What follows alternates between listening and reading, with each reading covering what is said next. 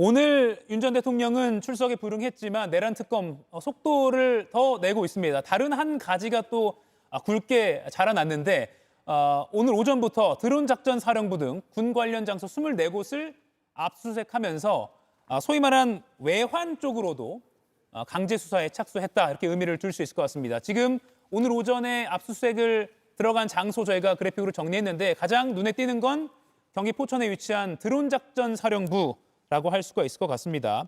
그리고 또 오늘 오전에 민주당 최고위에서 김병주 의원이 의미심장한 제보 내용을 공개하기도 했는데 이 내용은 직접 목소리로 들어보시죠.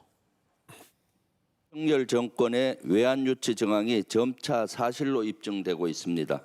믿을 만한 여러 관계자의 제보에 따르면 드론 작전 사령부는 최소 3차례에 걸쳐서 7대의 무인기를 북한으로 보냈습니다. 구체적인 목표 좌표도 파악됐습니다.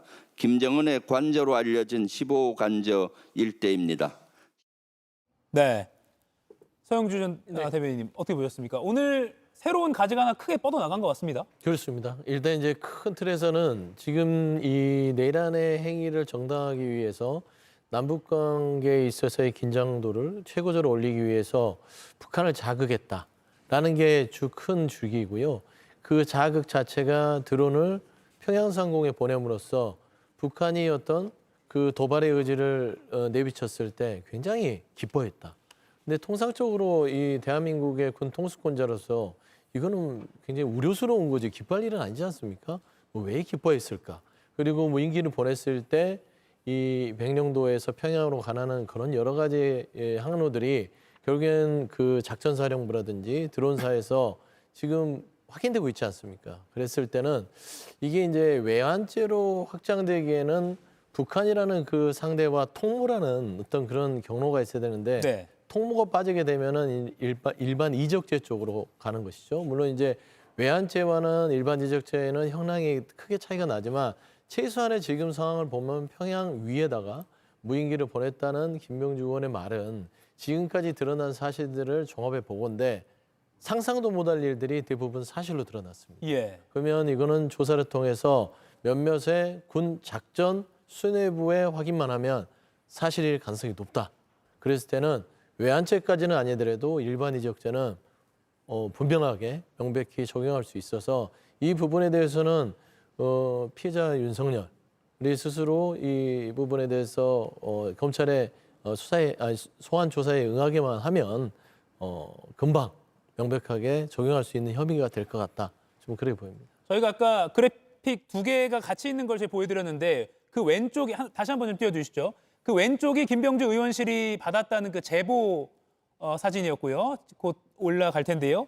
그리고 오른쪽에 보고 계신 게 북한 언론이 공개했던 그 경로입니다. 두 개가 거의 일치한다는 것이죠. 그래서 그 제보 내용이 신빙성이 상당히 있다. 그리고 한 명한테만 제보받은 것이 아니라 비슷한 내용을 복수의 드론 작전 사령부 관계자로부터 받았다. 이렇게 김병주 의원은 설명했습니다. 김동연 대변인님, 일단 이 오늘 오전에 나온 이 주장 어떻게 들으셨고 또 신빙성을 따져본다면 얼마나 좀 신뢰를 하십니까? 저는 포괄적으로는 근거가 있는 상태에서 얘기를 했을 것이다. 전혀 근거 없이 무슨 평양을 좌표를 짓고 김정은의 어떤 그 거점인 15가 좌표의 핵심이다라는 것이 얘기를 하는데요. 예. 글쎄요, 김병주 장군이죠. 사성 장군 출신인데 지난번 그 계엄 비상계엄 상황에서 했던 그 언행을 돌이켜 보면은 글쎄요, 이 참 군인이라는 데는 저는 이렇게 흔쾌히 그 동의를 못 하겠습니다. 지금 드론사와 국방부의 압수수색을 하는 마당인데 왜 제보를 저렇게 포괄적으로 그냥 제보에 따르면 이런 거다 하는 얘기인데 더 구체적으로 얘기를 하면은 곧 드론사나 국방부에 압수수색을 해가지고 나올 거 아닙니까? 그런데 왜 뜸을 들입니까? 이게 그러고 이 김정은의 거처가 최종 좌표였다. 이게 확인이 될까요? 저는 확인이 안 될 겁니다. 아마 이런 그 사실은. 그러니까 확인이 안 될 것만 이렇게 몇 가지 추려서 마치 제보 형식으로 하는 것은 글쎄요, 대한민국 사성장군 출신답지는 않다 하는 그 얘기를 전해드립니다. 우리가 메시지와 메신저 역할을 하는데 그 메신저의 신뢰성이 메시지를 좌우한다는 면에서 글쎄요, 좀 더 오늘같이 24군데의 압수수색을 했다는 마당에서 그냥 나한테 들어온 제보, 복수의 제보에 따라서는 이렇다 하는 얘기를 우리가 다 믿어야 하는 이 현실이 참 안타깝고 이 답답할 뿐입니다만은 글쎄요, 지금 상황에서는 윤 대통령의 어떤 그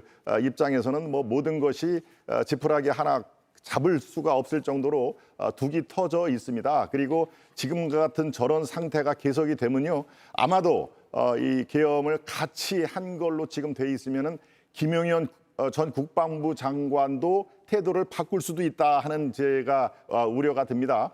이 시간에도 말씀을 드렸습니다마는 지난 시간에도 짧게 말씀을 드렸습니다. 마치 제수의 딜레마처럼 서로 입을 다물면은 진실을 폭로가 안 되는데 벌써 이미 둑이 터졌어. 저쪽에서 저렇게 얘기 나오면은 내가 알고 있는 거를 먼저 폭로를 하고 제보를 해서 나만이라도 경감을 해야 된다. 이런 죄수의 딜레마가 이미 지난주부터 저는 시작이 됐다고 봅니다. 아마도 김병주 이 사령관의 오늘 저 제보가 맞다면은 아마 이제 김용현 장관을 비롯해서 군 수뇌부에서도 더 이상 윤 전 대통령을 커버하기가 지금 매우 어려운 상황이다 하는 의미에서 저는 김병주 의원의 오늘 제보 내용을 사실 주의 깊게 바라보고 있습니다. 저 평양 관저 15 저게 확인이 될지 안 될지 저는 뭐 안 되리라고 믿고 생각을 하고 있습니다만은 너무 지나치게 제보로 국민들께 많은 것을 이렇게 지금 생각을 하게 만드는 것은 조금 자제할 필요는 있다. 저는 일단 그렇게 말씀드립니다. 네, 참고로 김의원실 측에는 여러 차례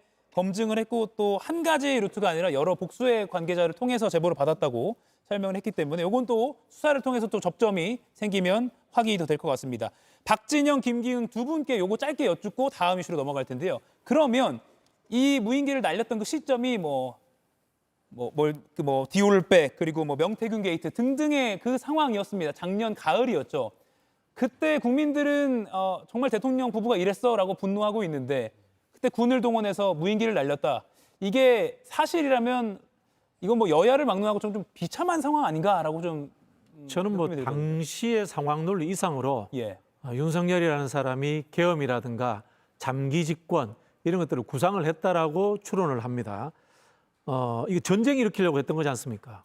북한을 도발해서 전쟁을 일으키면은 내가 임기를 연장할 수도 있다. 이런 이야기 아닙니까? 사실은 우리 초대 대통령인 이승만이 6.25가 발발하지 않았더라면은 그 다음에도 계속 대통령 못했을 것이다. 이런 정치적 가설이 존재했습니다. 비슷한 상황입니다.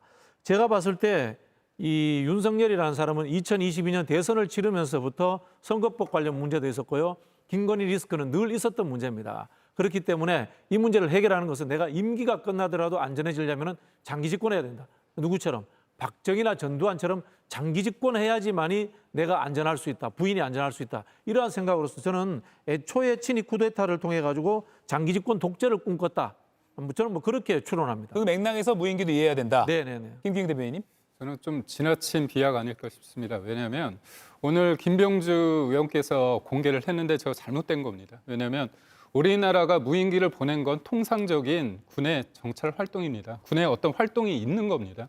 저희가 외환 유치제 관련해서 민주당이 문제 제기를 했을 때 많은 분들이 우려했던 게 우리나라가 북에 대해서 어떻게 감시 정찰하느냐 그런 부분이 이런 특검이나 여러 과정 속에서 나오는 거는 부적절하다고 얘기했습니다. 북한이 이 뉴스를 보면 우리 무인기가 백령도에 떠서 어떤 방향으로 들어간지 다 알게 되는 거 아닙니까?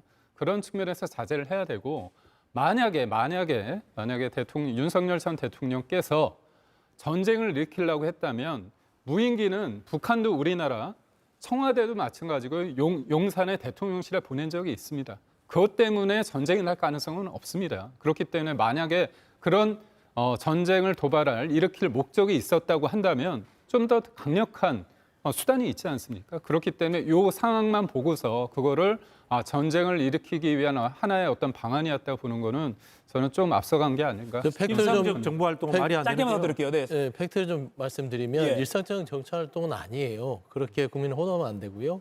이게 왜 문제가 되냐면 모든 군사의 전시작전권은 합참한테 있습니다. 근데 무인 드론기를 합참에 거치지 않고 국가안보실에서 지시했다는 게 문제라서 이거는 정상적인 정찰 활동이 아니다. 그렇게 이제 말씀하시면 정찰 활동이 아닌 것이죠. 그리고 모든 전쟁은요, 작은 곳에서 시작합니다. 크게 미사일을 쏜다 해서 전쟁이 되는 게 아니라 김정은의 관저 근처에 무인기가 오고 거기에 자극을 준다면 국지전부터 시작해서 큰 전쟁으로 발발하는 것은 전전사에 나와 있습니다. 그래서 이런 부분들은 바로잡고 정상적인 정찰 활동이었다. 그거는 사실과 다르다. 제가 한 그런 말씀을 좀 드리고 싶습니다. 짧게 그럼 예, 반론 하나만 예, 30초만 더 드리기죠. 그러니까 뭐냐면 지금 군에서 공개적으로 말할 수 있는 것과 공개적으로 말할 수 없는 것들이 당연히 있습니다. 군의 활동 중에서 예. 그런 측면에서 말씀을 드린 거예요. 아니 네, 일단 오늘- 말씀하신 것처럼 합참 의장이 몰랐다는 것은 지휘 체제를 벗어났기 때문에 일상적 정보 활동이 아니고요. 네. 일상적 정보 활동이면은 안 들켜야지 좋은 거지 않습니까? 들켰다고 만세 부르고 좋아했는데 그게 무슨 일상적 정보 활동이겠습니까? 네. 김병주 의원이 오늘 합참 그러니까 이 지시 주체에 대해서도 문제 제기를 했기 때문에 그 부분도 과연 대통령실이든 정상적인 군 루트가 아니라 다른 쪽에서 지시했다는 거 한다면 큰 문제다라고 지적을 했기 때문에 그 부분도 국민 여러분께서 시청자분께서 염두에 두고 이 사안도 쭉 지켜보시면 되겠습니다.